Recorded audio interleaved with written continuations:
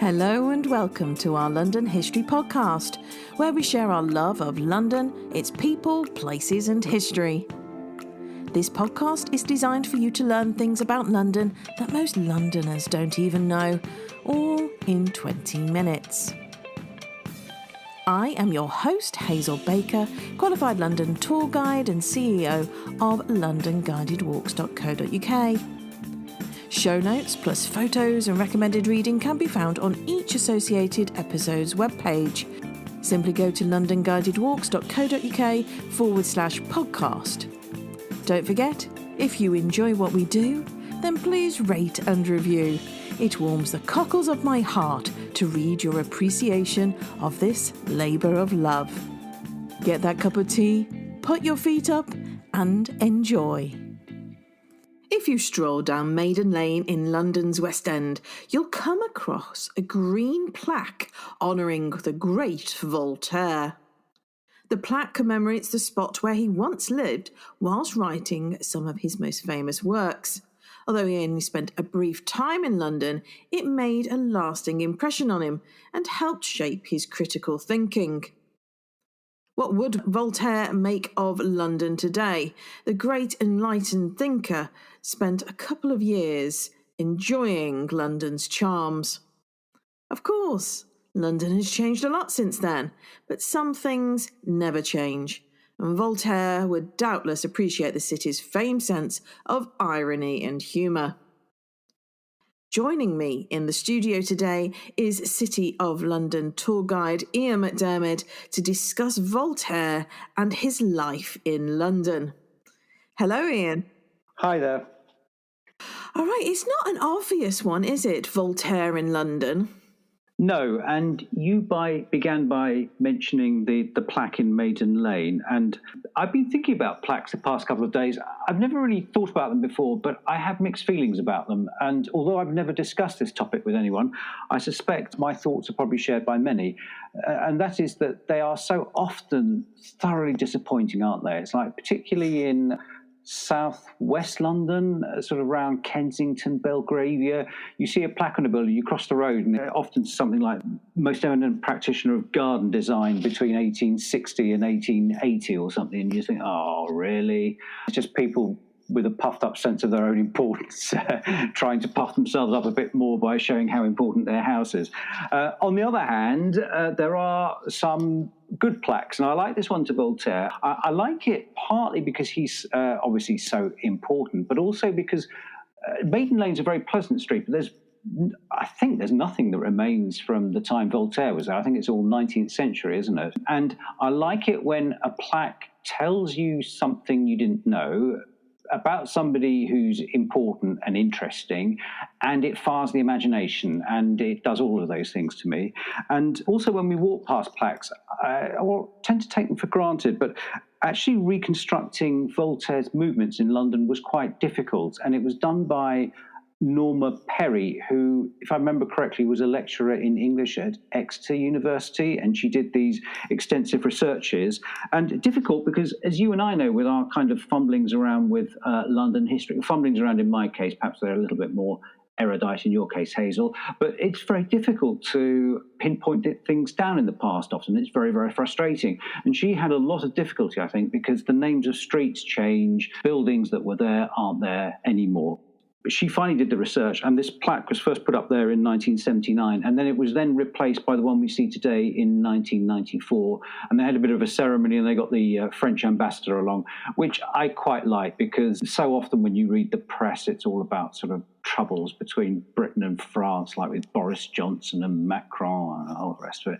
But obviously the ties between the two countries are very important. To say Voltaire's a hero of mine is a bit difficult because he was a bit of an odd character. There are some uncomfortable things about his life. One of the things about him is he had a very long relationship, and I mean relationship, with his niece, parallels with previous podcasts on eminent people like Hooke. And also there are sort of hints of some rather dark financial dealings on his side. There's no such thing as a hero. But leaving aside, I mean, he was immensely clever, funny, and a critic of the Ancien Regime, and yes, if we can put aside the questionable parts of his life, incredibly important and very, very admirable. So it was very, very interesting for me to see this plaque in Maiden Lane.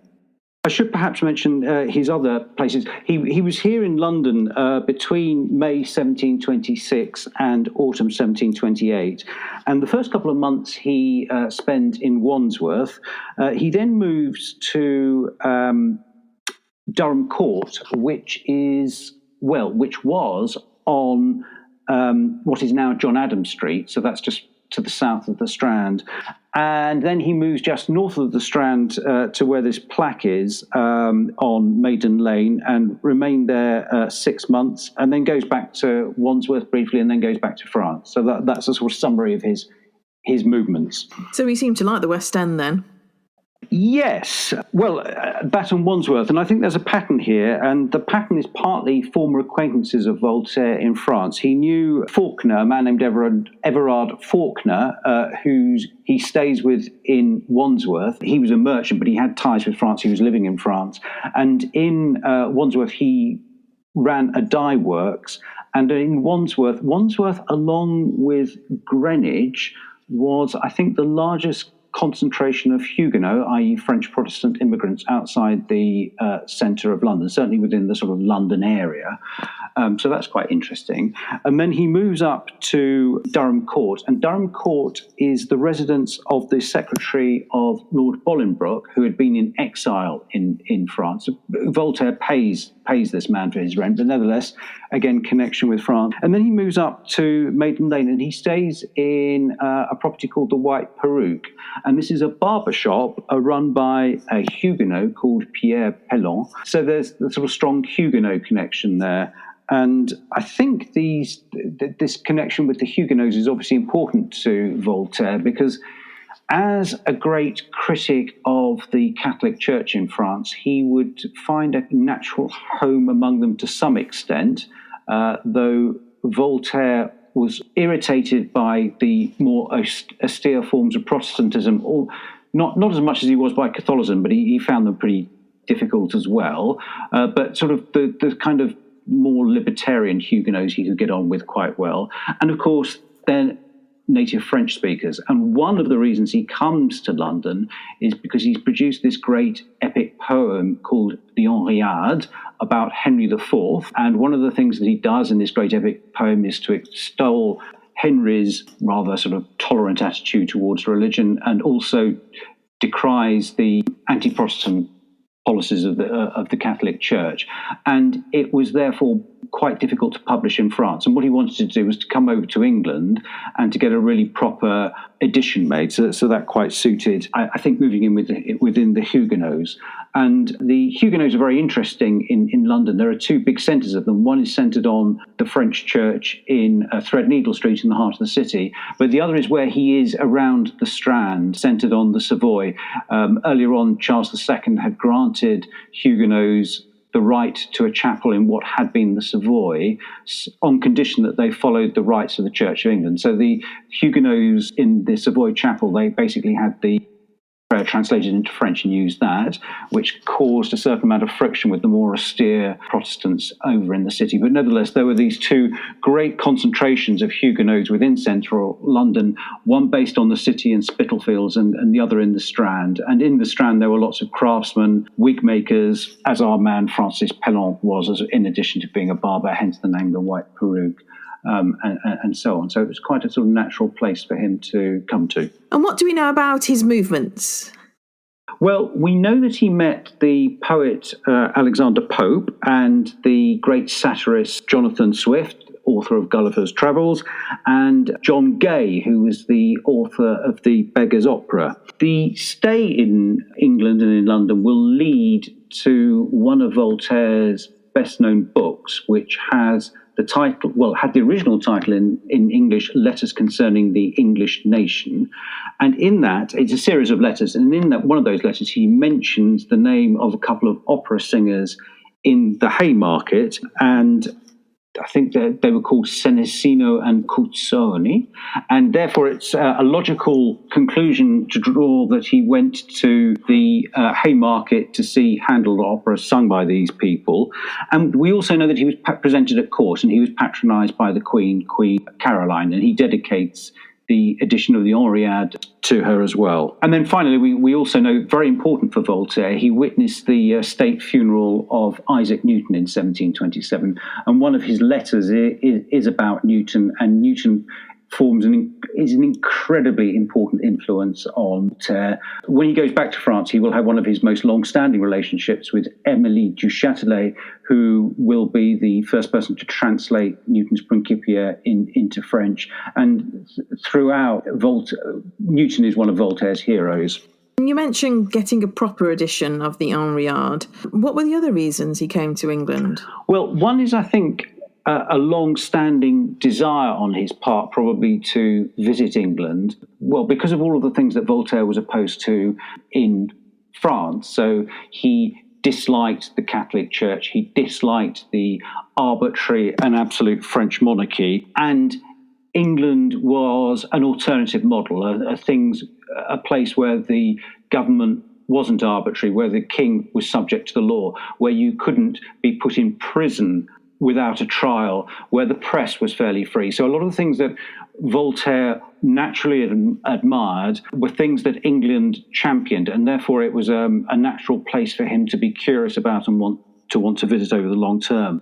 The second reason for his leaving France to come to England is a rather more pressing one, and that is to get him out of the Bastille. Voltaire had been imprisoned in the Bastille before. Earlier on, he had written scurrilous poetry about the Prince Regent and had in particular recycled a fairly widespread rumour that the regent was having an incestuous relationship with his daughter, and that got him quite a lengthy spell in the Bastille without trial. And then just before his exit to England, he had insulted a French aristocrat, the Chevalier de Rohan-Chabot, and we don't precisely know what happened, but it looks as though de Rohan-Chabot didn't like Voltaire very much, and he made some disparaging remark about Voltaire's relatively humble origins. Voltaire's father was extremely rich by 18th century standards. He was a notary, but that made him a member of the bourgeoisie and not a noble.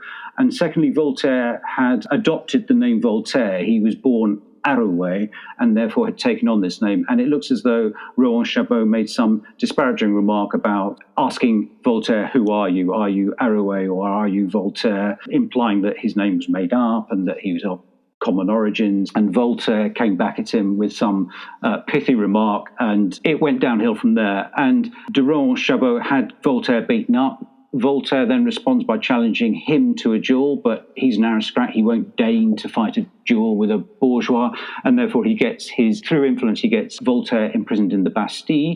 But Voltaire's only in there for a couple of weeks, and it looks as though he's done some deal with the authorities, and the authorities on the quiet say, okay, we'll let you out, but you have to stay outside. Either you have to stay outside Paris, or they might have stipulated that they want him to get out of the kingdom as a whole.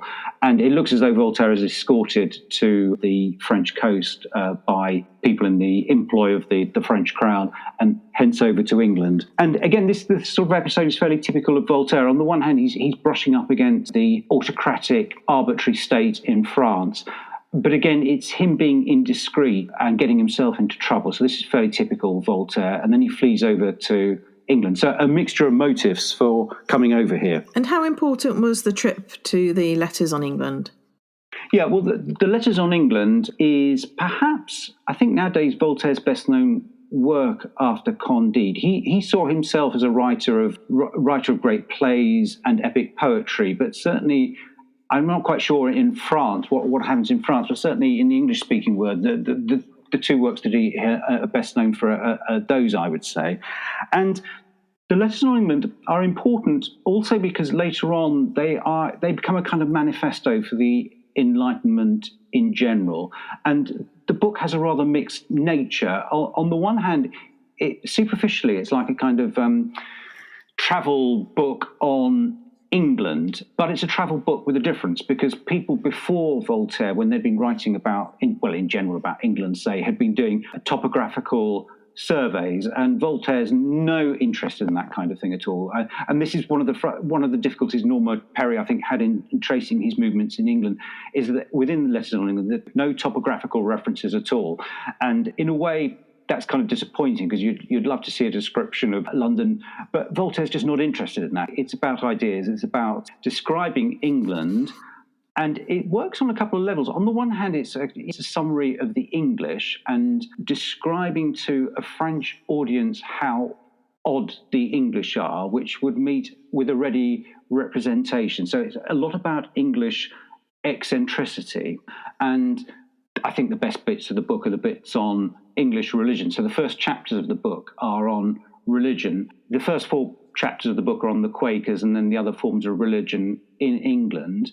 And this would work very well with the French audience, particularly on the Quakers. I mean, the Quakers weren't particularly significant. They certainly wouldn't merit the first 4 chapters of a book in terms of their numerical presence, but Voltaire's fascinated by them, and they are, I think, to the eyes of Voltaire and indeed to a sort of French audience, very, very funny. Is the fact they don't take their hats off, the fact that they address people as thou, and Voltaire describes all this. But behind this kind of flippancy, there is a deep reverence for England, and there's the great quote from the book about religion in England, which he says, "There were only one religion in England, there would be danger of despotism.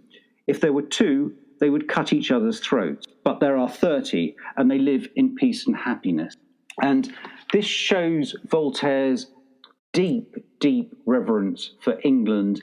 And although it's superficially taking the mickey out of the English and their funny ways, England is a tolerant society, according to Voltaire, where religion is not allowed to dominate life, where the English tolerate each other. And of course, this is the great thing about, he's writing a book on England, but the real target of it is France. The other chapters in the book often take on a more serious form. So he writes a chapter, for example, on Mary Montagu Worsley, who introduces smallpox inoculation into England. And there, the point behind it is, look, the English have adopted this method. They've realised it's worked by experimentation. It works. In England, this is widely diffused. We should be doing this in France as well. And he writes letters on Locke and Newton. And again, these don't have the kind of jokey feel of the coverage of religion in England. Just a serious thing of describing them and saying how important they are, and how important in particular is their empirical method. And again, by implication, this is something that France should adopt. And one of the lines in the book is something along the lines of a Frenchman who arrives in London will find philosophy, like everything else, very much changed there. He had left the world a plenum, and he now finds it a vacuum. And this is a reference to Descartes and Newton. Descartes had explained what Newton would explain by gravity, by describing the universe as full of vortices. And this was how the motion of the planets, for example, was explained.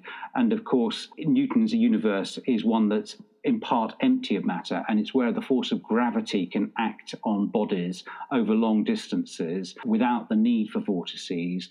And Voltaire is championing the cause of Newton. So I've got a couple of questions. First one up is, where were his books and papers published? In a variety of places. First of all, the problem was that in France, one of the problems with the French was that they had censorship. And what you would do, if you were publishing in France, you'd play a game. You might, if you were on the right side of things, you'd get official sanction, and the king would sanction your book and you could get it printed. Then there were lots of works to which the authorities turned a blind eye, and someone like Voltaire would get a lot of his works printed outside France in places like the Netherlands and also in Switzerland, and then get them transported into France. And then there were books that were outright banned, which again, you would then have to play a cat and mouse game with the authorities, getting them published abroad and smuggled into the country. In England, in London, he's doing it obviously in the open, and he's relying on the book publishers, and a couple of these are based in the city. So I think it's documented that Voltaire goes and visits one of these in the city, and then you've got a lot of the Huguenot skilled workers either working in and around the Strand or in the city itself. And is he writing in French or English? Well, that's quite an interesting question, because the letters in England, letters concerning the English nation, have quite a convoluted process of coming to publication. They're first of all published in English as letters concerning the English nation, but that is a translation of Voltaire's own French. And then in the same year, he publishes them in French.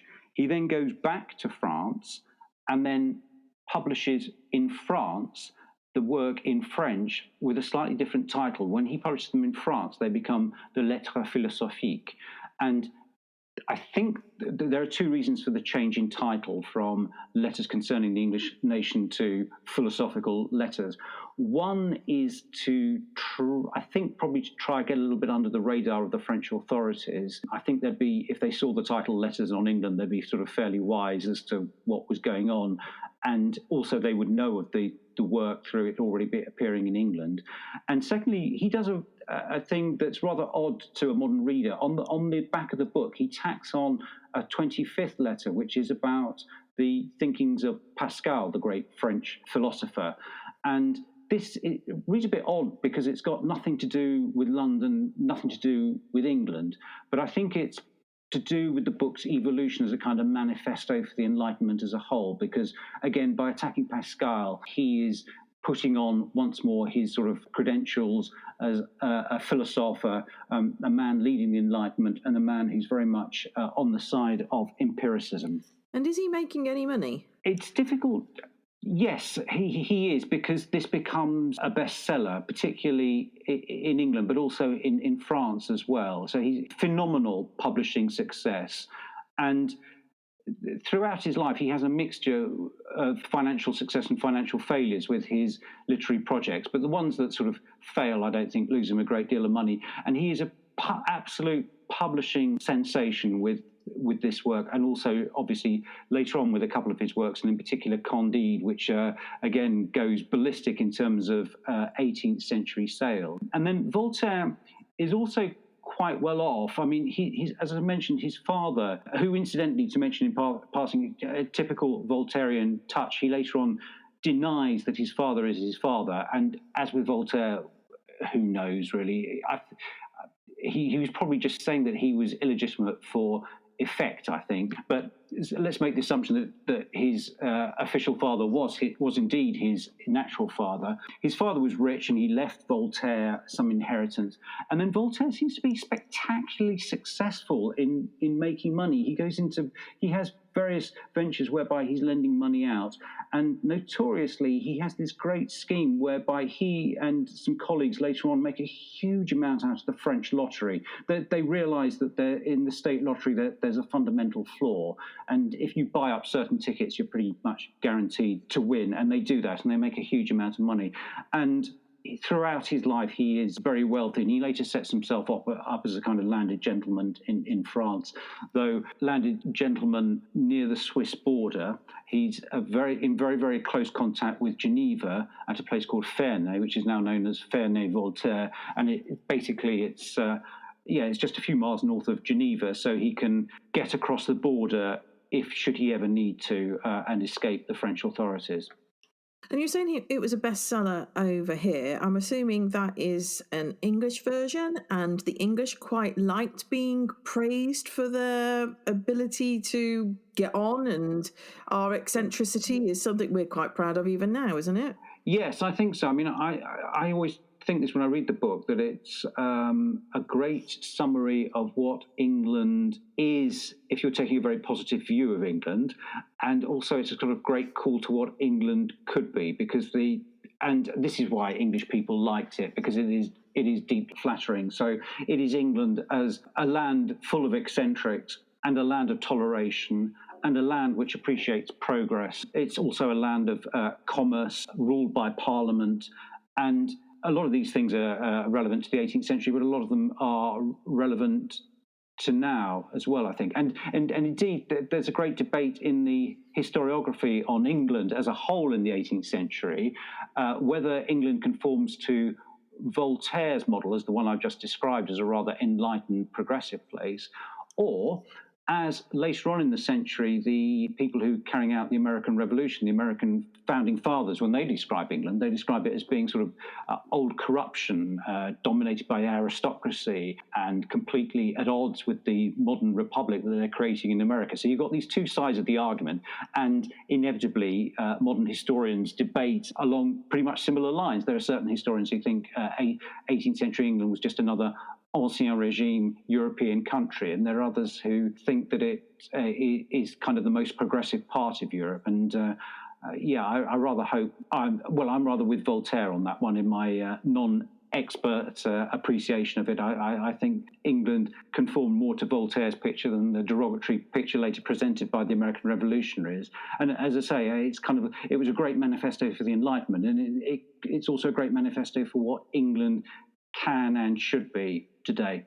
And do you think Voltaire would have thought himself as a philosopher or an author? Both, I think. I mean, he later on in his life at Ferney, he held court. People would come and visit him and ask for sort of, well, obviously in search for sort of droplets of wisdom from the mouth of the great philosopher. And the other thing to remember about him is not only his kind of intellectual seriousness, but the fact he was extremely funny. And I think that comes out a bit in humour doesn't travel down the centuries, but the descriptions of the Quakers, you can see is really going to be quite funny to an 18th century French audience in particular. But he was throughout his life. He loved being outrageous. When he goes back to France, he had this long relationship with Émilie du Châtelet. One of the things she does, and it is that she opens his correspondence. Now, that's quite a creepy thing, and it might well be a kind of emotional thing of trying to keep him close to her. But on the other hand, she was also very much concerned about him getting himself into trouble, and she wanted to keep an eye on him and stop him getting into arguments. He just couldn't stop himself, really. When he felt insulted, he'd go off, and he needed to win his debates. And so, as I say, outrageous and very, very funny. Well, thank you very much, Ian. That was very interesting. Good. My pleasure, Hazel. And for listeners, if you want to know more about the 18th century, then jump onto the show notes for this episode, Voltaire in London. And you can listen to episode 70 about Dr. Robert Hooke, episode 63 about Handel in London and the soprano Cuzzoni. And also I'll link in some other 18th century London podcasts in there for you. And we also provide a full transcript and a few photos. That's all for now. See you next time.